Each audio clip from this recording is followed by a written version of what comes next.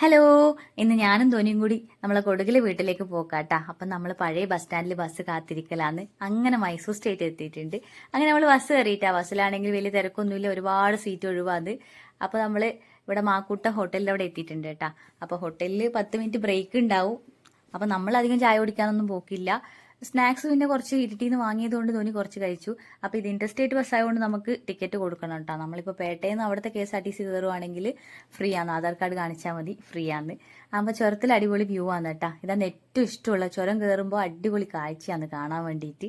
അപ്പോൾ road full പണി തീർന്നിട്ടില്ല, എന്നാലും ഇത് ഇതിനിടക്ക് ഉണ്ടായതിനെങ്കിലും ഭേദമുണ്ട് കേട്ടോ. അപ്പോൾ നമ്മൾ ഗോണിക്കുപ്പ ബസ് സ്റ്റാൻഡ് എത്തിയിട്ടുണ്ട്.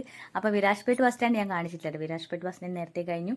ഗോണിക്കുപ്പ ബസ് സ്റ്റാൻഡിലെത്തി. അതാ കളർ പെയിന്റ് അടിച്ച ബസ്സെല്ലാം കാണുന്നുണ്ട്. ആ ഓറഞ്ച് കളറിൽ കണ്ടത് അവിടുത്തെ ലോക്കൽ KSRTC ആട്ടാ. അപ്പോൾ നമ്മൾ അധിക സമയം പോകുന്ന സമയത്ത് തിത്തുമത്തിയിൽ ഇറങ്ങിയിട്ടാണ് പോക്ക്. അപ്പോൾ ഇന്ന് പക്ഷെ നമ്മളെ നാട്ടിലേക്കുള്ള ബസ് ഇവിടുന്ന് തന്നെ ഉണ്ട്.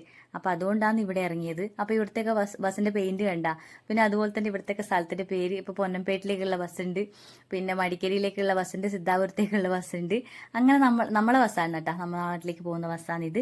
അങ്ങനെ നമ്മൾ ബസ് കയറി. അപ്പോൾ ഇവിടുത്തെ കണ്ടക്ടർ കണ്ട കാക്കിയൊന്നും ഇല്ല കേട്ടോ. അതുപോലെ തന്നെ പൈസ കൊടുത്തു കഴിഞ്ഞാൽ ടിക്കറ്റ് ഒന്നും തരൂല, പൈസ വാങ്ങുകയുള്ളൂ. ടിക്കറ്റ് ആണെങ്കിൽ കുറച്ച് നമ്മളെ ഇവിടുത്തെ സംബന്ധിച്ച് നോക്കുമ്പോൾ കുറച്ചും കൂടി കൂടുതലാണ്. അങ്ങനെ നമ്മൾ നമ്മളെ നാട്ടിലെത്തിയേട്ടാ. അപ്പോൾ അച്ഛനത് കുറേ സമയമായി കാത്തിരിക്കുന്നുണ്ട്. അങ്ങനെ വീട്ടിലെത്തി. അമ്മയാണ് കേട്ടത്. അപ്പോൾ ഇന്നത്തെ വീഡിയോ